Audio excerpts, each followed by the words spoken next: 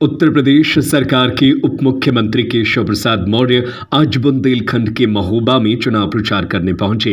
भाजपा प्रत्याशी पुष्पेंद्र सिंह चंदेल के समर्थन में व्यापारी सम्मेलन व जनसभा को संबोधित करते हुए इंडी गठबंधन पर निशाना साधा और तीसरी बार नरेंद्र मोदी को प्रधानमंत्री बनाने का दावा करते हुए इंडी गठबंधन के साथ देश विरोधी ताकतों के काम करने का आरोप लगाया है। यही नहीं, उन्होंने कहा कि बीजेपी सरकार बनने से न संविधान को खतरा है और न ही लोकतंत्र को, बल्कि राहुल और अखिलेश की राजनीतिक भविष्य खतरे में है, इसीलिए तो लोगों को भ्रमित कर रहे हैं।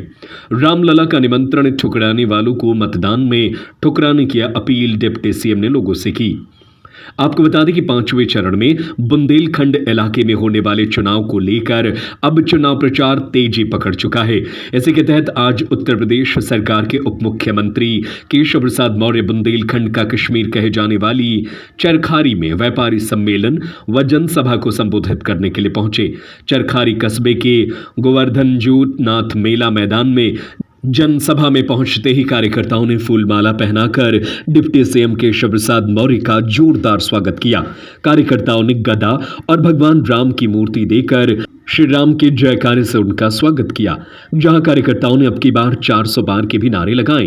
इस दौरान उन्होंने मंच से इंडी गठबंधन पर जमकर प्रहार किया। मंच से बोलते हुए केशव प्रसाद मौर्य ने कहा कि इंडी गठबंधन के साथ देशद्रोही ताकतें काम करती हैं, जबकि मोदी के साथ देश खड़ा है। उन्होंने कहा कि भाजपा सरकार में न संविधान को खतरा है न लोकतंत्र को, बल्कि अखिलेश और राहुल की राजनीति और भविष्य को खतरा है, इसलिए लोगों को विरोधी भ्रमित कर रहे हैं। रामलला के निमंत्रण को ठुकराने वालों को जनता ठुकरा देगी। वहीं अखिलेश यादव पर प्रहार करते हुए कहा कि माफिया की कब्र पर फातिहा पढ़ने वाले अखिलेश यादव कल्याण सिंह की मौत पर उन्हें आखिरी विदाई देने तक नहीं पहुंचे थे। उन्हें माफिया से प्यार है, राम भक्तों से प्यार नहीं है। उन्होंने सपा पर सीधा तंज किया और कहा कि आज भी जिस गाड़ी पर सपा का झंडा उसमें गुंडा बैठा मिल जाता है और यही सपाइयों का नारा है, खाली प्लॉट हमारा है। उन्होंने बीजेपी प्रत्याशी पुष्पेंद्र सिंह चंदेल को भारी मतों से जिताने की अपील की है।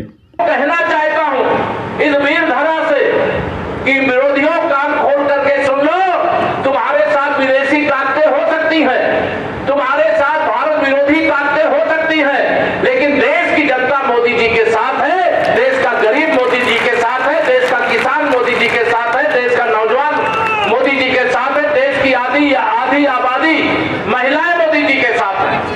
आप लोग ध्यान रखना, न संविधान को खतरा है न लोकतंत्र को खतरा है। खतरा है तो श्री राहुल गांधी जी के राजनीतिक भविष्य को खतरा है, खतरा है तो श्री अखिलेश यादव जी के राजनीतिक भविष्य को खतरा है।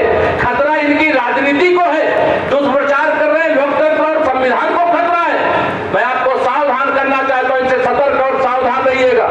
आज मुझे यह उल्लेख करने की जरूरत पड़ रही है कि श्री अखिलेश यादव जी और राहुल गांधी जी इन्होंने जो इंडी गठबंधन किया है, इस इंडी गठबंधन को अयोध्या में रामलला का भव्य मंदिर बना, उसका निमंत्रण दिया गया था कि आइए 500 साल बाद विदेशी आक्रमणकारियों के द्वारा जो तोड़ा गया मंदिर था उसे फिर से बनाया गया है और आज प्राण प्रतिष्ठा है। आप आइए। भगवान राम को काल्पनिक बताते थे, उनके अस्तित्व को नकारते थे कांग्रेसी। इस दौरान डिप्टी सीएम केशव प्रसाद मौर्य ने पत्रकारों से वार्ता की और कहा कि बुंदेलखंड सहित प्रदेश की 80 से 80 सीट जीतने का दावा किया और कहा कि इस बार फिर प्रचंड बहुमत से मोदी सरकार बनने जा रही है। कन्नौज से अखिलेश यादव, रायबरेली से राहुल गांधी चुनाव हार रहे हैं। उन्होंने कहा कि दिल्ली के मुख्यमंत्री केजरीवाल 2 जून को तिहाड़ जेल जाने की तैयारी करे। भ्रष्टाचारियों को जेल भेजने का काम भारतीय जनता पार्टी कर रही है और करेगी। उन्होंने सवाल का जवाब देते हुए कहा कि देश में संविधान लोकतंत्र को कोई खतरा नहीं है, बल्कि खतरा अखिलेश और राहुल गांधी की राजनीति को है। उन्होंने दावा किया कि इस बार सरकार बनने पर रोजगार का अंबार लगा देंगे। यही नहीं, एक जनपद एक मेडिकल कॉलेज के तहत हर जिले में मेडिकल कॉलेज बनाने की बात कही। उन्होंने कहा कि अरविंद केजरीवाल भ्रष्टाचारी है जो फिर जेल जाएंगे। एक भी भ्रष्टाचारी छोड़ा नहीं जाएगा।